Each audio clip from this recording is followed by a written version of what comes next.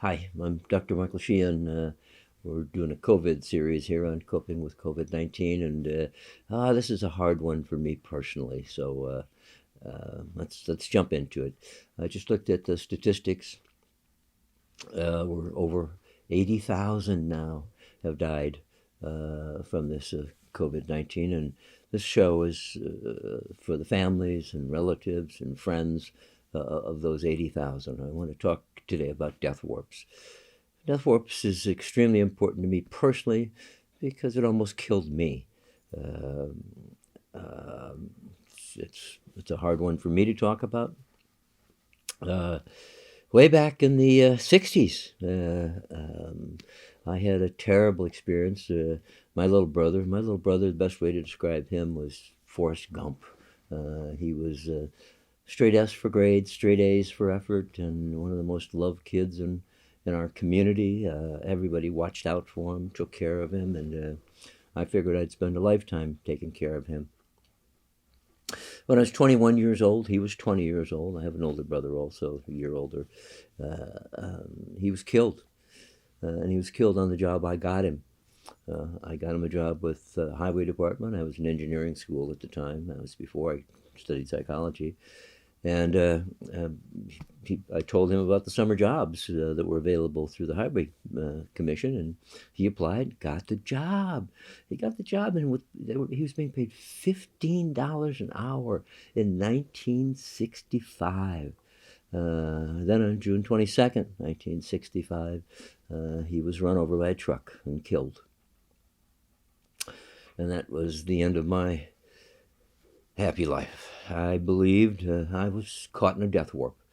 I believed that I had killed my brother, that I'd gotten him a job that he wasn't ready for, wasn't prepared for. I should have known better, and that because of my stupidity, uh, um, my brother was killed. It was it was a terrible blow to my self-esteem. That's probably why I ended up the self-esteem guy, because that blow almost killed me. For 2 years, I suffered, went to church every day, trying to forgive myself, couldn't.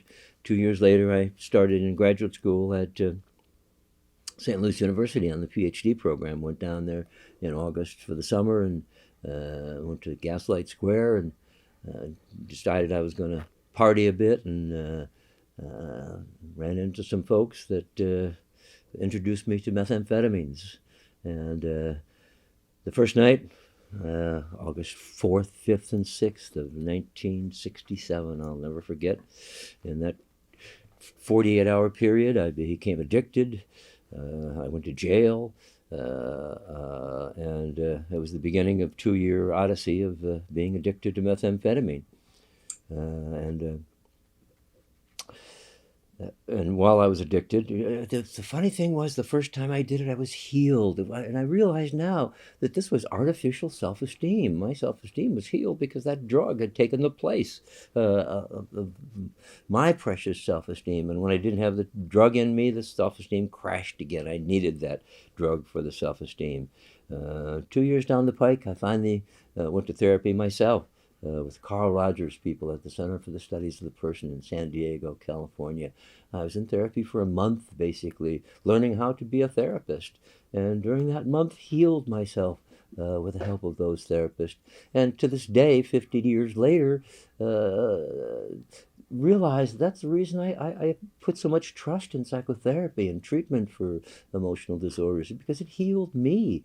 It spared me from that addiction. And after that month, I was okay. Uh, I, I realized I hadn't killed my brother. The real problem was Lacey bumping into the camera. The real problem is I never told my brother how much I loved him, and I swore that month I would never again make that mistake, and I would tell people when I loved them, and I have never made that mistake, and for 50 years that has served me well. My life has been about as rich in love as a life can get here on earth, and I thank God I was able to make that recovery. Now the folks going through these deaths with the COVID-19 are experiencing death warps. I get Before we started the film here, I looked, and there's 80,000 people in the United States now have died. That's 80,000 potential death warps. And I could not have created a situation that was more ripe for a death warp than the COVID-19 situation, because it's unknown where they actually get it from. It's unknown when they actually have it. It's just ripe with questions that we can ask ourselves and turn and churn on the inside and blame ourselves. I ask all of you out there, that any of you, that there's one person that gets a benefit out of this. It's worth it for me doing it. But I would ask you to talk with any folks that you know that are going through this, and either have them take a look at this video or just inform them about death warps. Let them know that when we have people that we love die and we can't finish our business with them because they're stuck in a room and we can't get to them, that's a setup to feel terrible about yourself, to go turn and churn and think of all the things that you wish you would have done, that you should have done, that you could have done. That's a death warp, when you blame yourself for all the things that you wish you would have done before that person died. And as I say, the COVID-19 situation is a setup for death warps.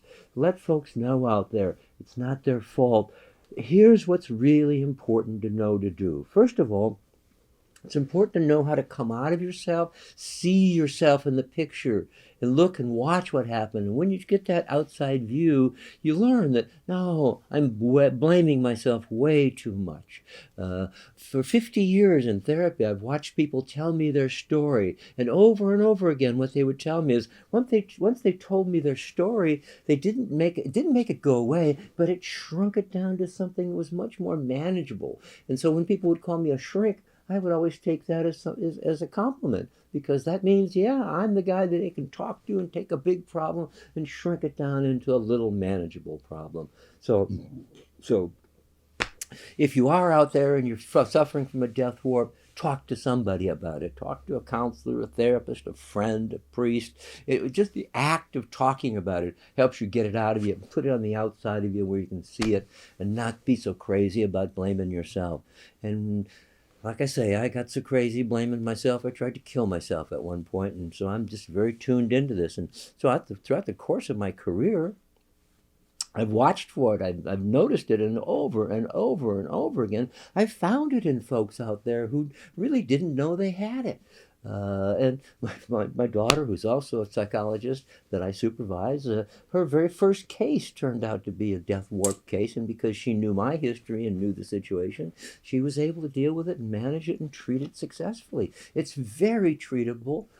Successfully. It's just important to talk about it and to know about it. No, that's what we do. As human beings, we blame ourselves.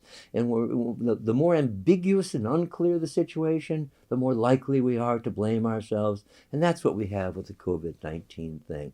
No. Know this. Know that at every moment in time, you did the best your awareness allowed you to do. And you were not aware this was going to happen. But you did the best your awareness allowed you to do at that moment in time, given what you knew and were aware of at that moment in time. That's what's important to know.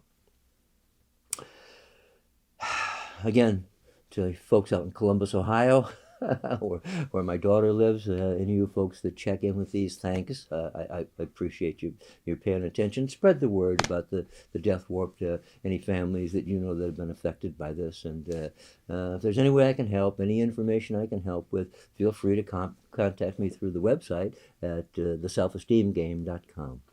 Thanks, Dr. Michael Sheehan.